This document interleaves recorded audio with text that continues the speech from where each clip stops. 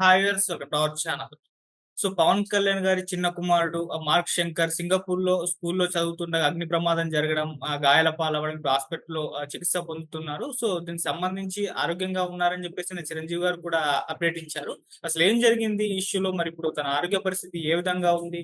చాలా మంది పొలిటీషియన్స్ స్పందించడం మోదీ గారు, చంద్రబాబు నాయుడు గారు, నారా లోకేష్ గారు కూడా మాట్లాడారు. అండ్ జగన్మోహన్ రెడ్డి గారు కూడా దీనిపైన ఆరా తీయడం చూస్తున్నాం. సో, ఏం జరిగింది ప్రెజెంట్ మరి పవన్ కళ్యాణ్ గారి చిన్న కుమారుడు 'మార్క్ శంకర్' పరిస్థితి ఏ విధంగా ఉంది? సో, ఈ అంశం మీద మాట్లాడడానికి మనతో పాటు జనసేన అధికార ప్రతినిధి వివేక్ గారు ఉన్నారు. వారితో ఒకసారి అడిగి దీనికి సంబంధించిన డీటెయిల్స్ మరిన్ని తెలుసుకునే ప్రయత్నం చేద్దాం. సార్ నమస్కారం సార్. నమస్తే మీకు ఛానల్ వీక్షకులందరికీ నమస్కారం. సార్. నిన్న మీకు కూడా తెలుసు సార్, పవన్ కళ్యాణ్ గారి చిన్న కుమారుడు 'మార్క్ శంకర్' అక్కడ సింగపూర్‌లో స్కూల్‌లో ఉండగా అగ్ని ప్రమాదం జరగడం, మరి అక్కడ గాయాల పాలయ్యారని చెప్పేసి వార్తలొస్తున్నాయి. ఇప్పుడు ప్రెజెంట్ కండిషన్ ఏ విధంగా ఉంది? హాస్పిటల్‌లో చికిత్స నిన్న పవన్ కళ్యాణ్ కూడా మాట్లాడుతూ ఇది చిన్నదనుకున్నాను. కాస్త ఎక్కువే జరిగింది. అండ్ ఒక పాప కూడా అక్కడ స్కూల్‌లో చనిపోయిందని కూడా పవన్ కళ్యాణ్ కూడా చెప్పారు. సో, ఇప్పుడు ఏ విధంగా ఉంది? అసలు ప్రమాదం ఏ విధంగా జరిగింది సార్? యాక్చువల్‌గా ఆయన 4 రోజుల పర్యటన విశాఖ పర్యటన 4 రోజుల పాటు పెట్టుకున్నారు.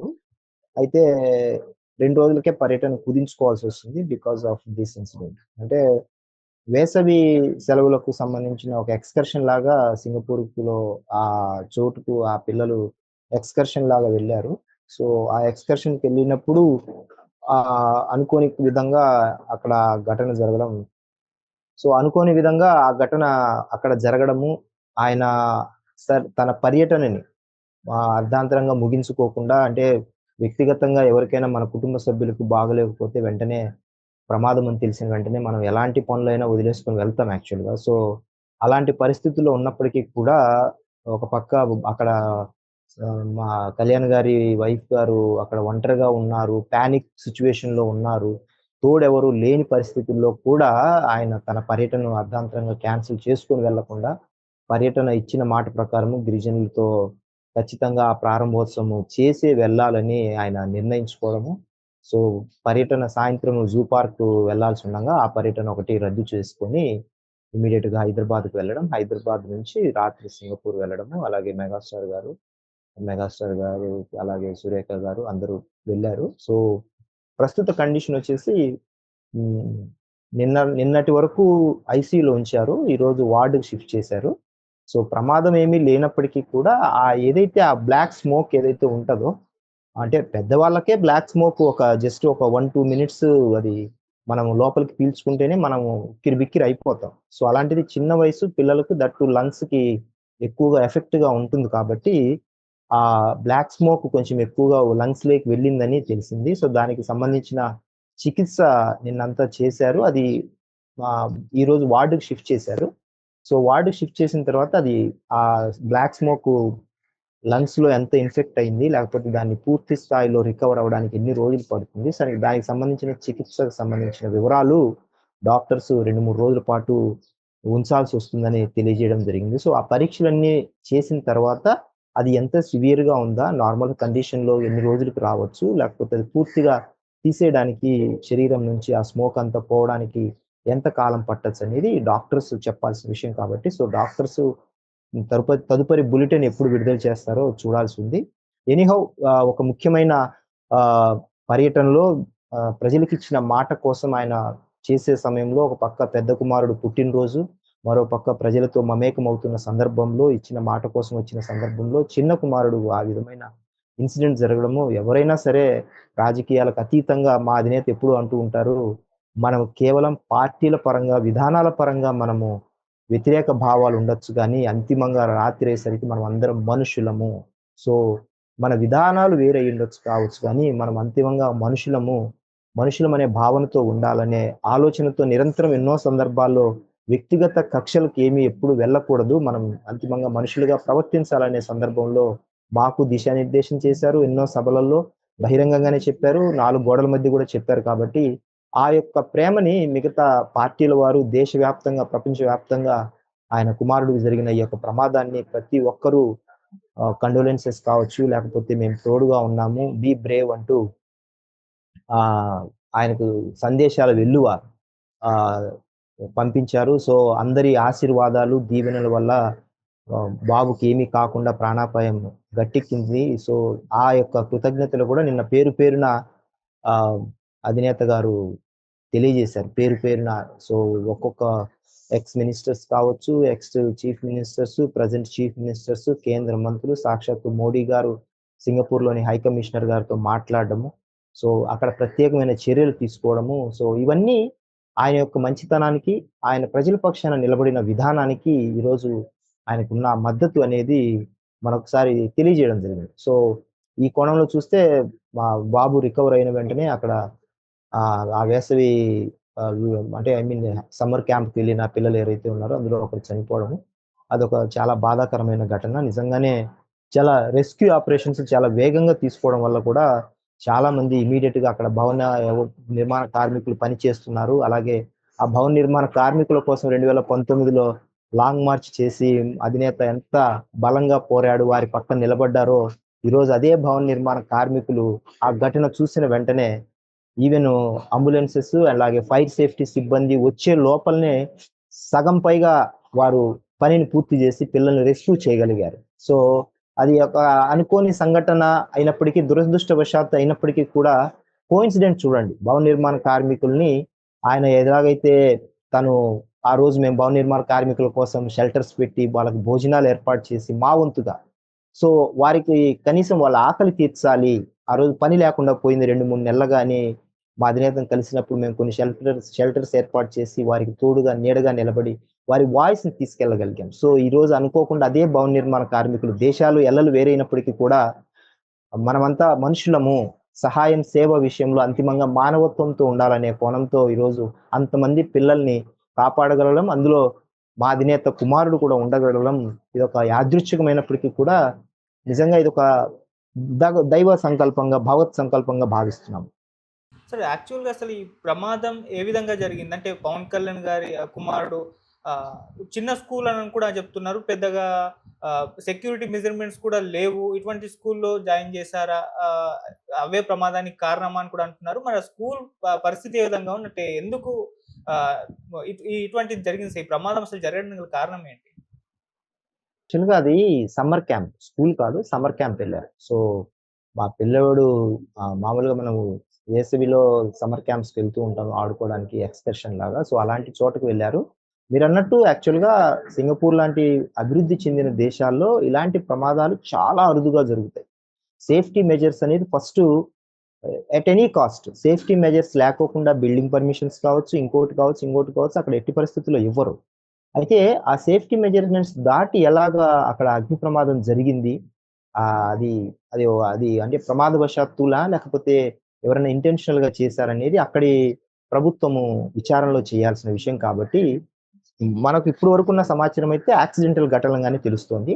సో, ఏదో షార్ట్ సర్క్యూట్ గాని మేబీ అలాంటిదేదైనా జరిగి ఉండవచ్చనేది. అయినప్పటికీ కూడా దురదృష్టకరమైన సంఘటన చాలా మనము దాని పరిణామాలు అంటే పిల్లలకు కాబట్టి ఎంత వేగంగా వాటికి ఆరోగ్యం ఇన్ఫెక్ట్ అవుతుంది వాళ్ళకు. చాలా చిన్నగా లంగ్స్ గావచ్చు, చాలా ఆరోగ్యాలు చాలా చిన్న ప్రాణాలు కాబట్టి, సో వాళ్ళని వేగంగా స్పందించిన తీరు, అలాగే మనం రెస్క్యూ చేసిన విధానం ఇందాక చెప్పినట్టు భవన నిర్మాణ కార్మికులు వెంటనే ఫైర్ సిబ్బంది వచ్చే లోపల వాళ్ళు సగం పైగా పని పూర్తి చేయడం వల్ల మనం చాలా మందిని కాపాడుకోగలిగాం. సో మెజారిటీ పిల్లల్ని వాళ్ళు దాదాపుగా కాపాడారని నిన్న కళ్యాణ్ గారు గూడా అడ్రెస్ చేయడం జరిగింది. సో, ఆ కోణంలో చూస్తే ప్రమాద ఘటనగా చూసుకోవచ్చు. అండ్ సింగపూర్ లాంటి అభివృద్ధి చెందిన దేశాల్లో నిజంగానే ఇలాంటి ఘటనలు జరగడం కూడా ఒకంత ఆశ్చర్యాన్ని కలిగించిందని కూడా నిన్న కళ్యాణ్ గారు చెప్పారు. సో, ఆ మెజర్‌మెంట్‌లో చూస్తే సేఫ్టీ యాస్పెక్ట్‌లో ఖచ్చితంగా చాలా వరకు మనం వాళ్ళు రెస్క్యూ చేయగలిగారు. అట్ ది సేమ్ టైమ్ మనకు కూడా కళ్యాణ్ గారి కుమారుడు మీద అందరికి చాలా రకమైన నిన్నంతా చాలా బాధలో ఉన్నాం. అందరం దాదాపు అందరూ ప్రతి క్యాడర్‌కి సంబంధించిన వాళ్ళు, ఆయా మతాలకు సంబంధించిన వాళ్ళు వారి దేవుళ్ళని ప్రార్థించారు. అందరూ చాలా చోట్లకెళ్ళి ఆలయాలు, చర్చిలు, మసీదులలో ప్రత్యేక ప్రార్థనలు చేశారు, పూజలు చేశారు. సో, అంతిమంగా ఎటువంటి ప్రాణాపాయం లేదని చెప్పడంతో అందరం ఊపిరి పీల్చుకున్నాం.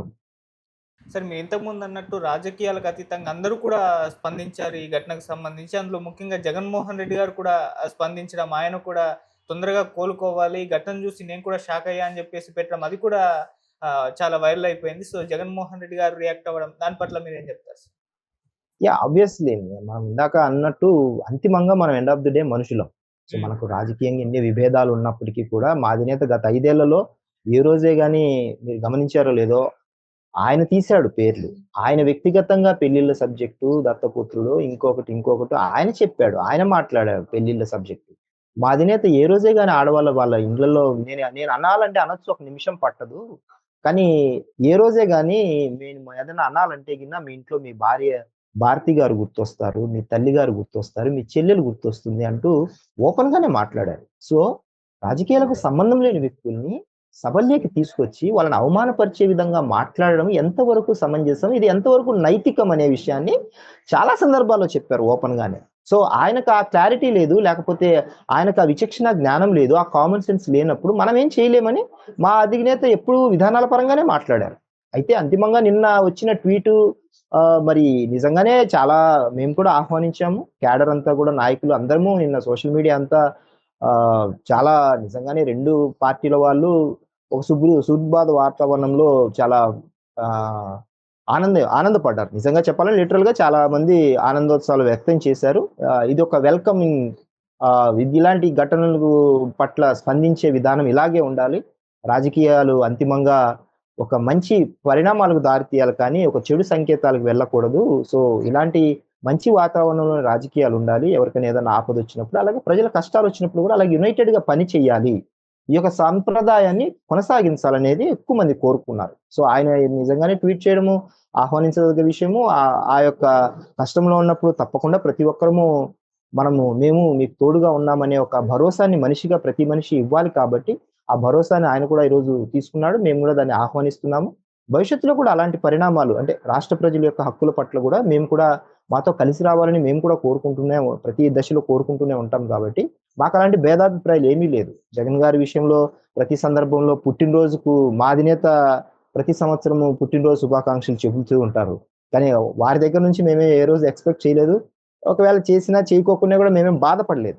కానీ ఇలాంటి సందర్భాల్లో మంచికి తోడుండకపోయినా ఒక బాధలో ఖచ్చితంగా మనిషికి తోడుండాలి కాబట్టి, ఆ యొక్క బాధను లేకపోతే మేమున్నాము, ధైర్యంగా ఉండండి, ఏమీ కాదు. సో, అనే ఒక సంకేతాన్ని పంపించినప్పుడు definitely we welcome that statement. Okay. మీరు ఇంతకుముందు అన్నారు నేనంతా కూడా బాధలో ఉన్నారని జెప్పేసి. ఇప్పుడు పవన్ కళ్యాణ్ గారు కూడా ఇంకెంత బాధలో ఉండుంటారు. అయినా కూడా ఆయన మాటిచ్చారని జెప్పేసి ఆ మీటింగ్‌కి అటెండ్ అయిన తర్వాతే సింగపూర్ వెళ్ళడం జూసాము. ఏంటి సార్ ఆ కమిట్మెంట్ ఏంటి అసలు? దాని గురించి ఏం జెప్తారు సార్? మొదటి నుంచి ఇప్పుడు కాకపోయినా ఆయన 2008 ప్రజారాజ్యం టైంలో కూడా ఆహ్, విధానాల పట్ల నాంపల్లి పీసీసీ అంటే నాంపల్లి అప్పుడు ప్రదేశ్ కాంగ్రెస్ పీసీసీ భవనము, గాంధీ భవనం వెనకాల స్లమ్ ఏరియా పీపుల్‌ని, ఆడబిడ్డల్ని అర్ధరాత్రి తమ గుడిసెలు లాగేసినప్పుడు ఆయన ఆ రోజు కాంగ్రెస్ వాళ్ళను పంచెలు ఊడదీసి కొట్టాలి అనే ఒక మాట మాట్లాడారు. దాని వెనకాల ఒక భావం ఉంది. అర్ధరాత్రి పూట ఎదిగిన ఆడపిల్లలు ఉన్న షెల్టర్ కూల్చేస్తే ఎక్కడికెళ్తారు అర్ధరాత్రి పూట? ఆ ఇంటెన్షన్‌లో నేను ఆ రోజు ఆ మాట మాట్లాడాను తప్ప నేనేం వ్యక్తిగతంగా మాట్లాడలేదు. నాకేం అవసరము అలా అనడానికి. కానీ మీ ఇంట్లో ఆడపిల్లలు కూడా అలాగే ఉంటే, అలాంటి పరిస్థితుల్లోనే వెళ్ళగొడితే ఎవరన్నా మీకెంత బాధ కలుగుతుంది? అలా చెయ్యొచ్చునా? మీకు కొన్ని వందల ఎకరాలున్నాయి ప్రభుత్వానికి. ఎక్కడో చోట 2 ఎకరాల స్థలం చూపించి వాళ్ళని ముందు షిఫ్ట్ చేసి తర్వాత మీరు తీసుకోవచ్చు గదా!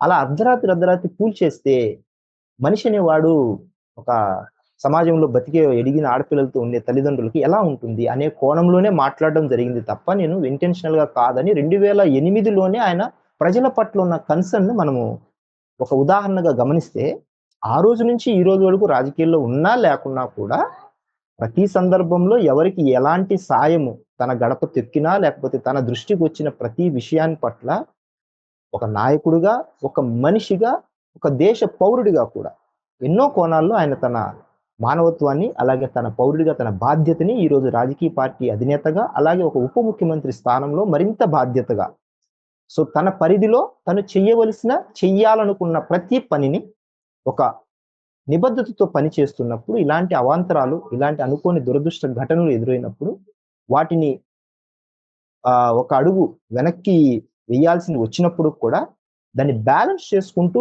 ముందుకు వెళ్లి ఆ పనిని పూర్తి చేసి తిరిగి మళ్ళీ సేఫ్టీగా ఉన్నారు. ప్రమాదం ఏం లేదు. కొంచెము ఇబ్బందికర పరిస్థితులు ఉన్నప్పటికీ ఓకే. స్టేబుల్‌గా ఉంది. గవర్నమెంట్ పూర్తిగా అక్కడి ప్రభుత్వం తీసుకున్నదని తెలిసిన తర్వాత కొంచెం ప్రాబ్లం అయినప్పటికీ కూడా, మనసు కష్టంగా ఉన్నప్పటికీ కూడా ఆయన తన భావాలను నిన్నటి ఏ సభలో కూడా వ్యక్తం చేయలేదు. సో అడ్రస్ చేయాలని అనుకున్నప్పటికీ కూడా ఎంతసేపున్నా ఆ గిరిజనుల పట్ల తన కమిట్మెంట్‌ని చూపించగలిగారు. నిన్న నిన్న మీటింగ్ ఆసాంతం మనం గమనిస్తే బ్రిడ్జిని ప్రారంభోత్సవానికి కావచ్చు, లేకపోతే గ్రామ సభలతో వాళ్ళతో మాట్లాడిన విధానంలో కావచ్చు, ప్రతీదీ ప్రజల కోణంలోనే ఆయన మాట్లాడారు. అభివృద్ధి కార్యక్రమాలు శంకుస్థాపనలు చేసే విషయంలో కూడా ఆయన అదే కమిట్మెంట్‌తోనే మాట్లాడారు, చేశారు కూడా. సో ఆ కోణంలో ఆయన చేసినప్పుడు డెఫినిట్‌గా అలాంటి సిట్యుయేషన్ హ్యాండిల్ చేసేటప్పుడు మనసులో ఎంత బాధున్నప్పటికీ కూడా దాన్ని ఎక్కడ ఎక్స్‌ప్రెస్ చేయకోకుండా ఆయన తన పనిని నాయకుడిగా, ఒక ఉప ముఖ్యమంత్రి స్థానంలో ఉన్న వ్యక్తిగా దాన్ని అలాగే కంటిన్యూ చేశారు. సో ఆ కమిట్మెంట్ అనేది గత 14 ఏళ్ల నుంచి ఆయనకు మనసులో ఉంది. అండ్ బిఫోర్ దట్, అంటే ఒక సినిమా నటుడిగా కూడా ఆయన సినిమా చేసేటప్పుడు కూడా ఆయన నిరంతరం తన బాధ్యతని ఎంతో మందికి ఎన్నో రకాలుగా మూడో కంటికి తెలియకోకుండా చేసిన సాయం విషయంతో మనకు ఎవిడెంట్‌గా చాలా మంది మనం చూడడం కూడా జరిగింది. సో అంతిమంగా బాధ్యతతో పనిచేసే ఒక వ్యక్తి అకౌంటబిలిటీతో ఉన్న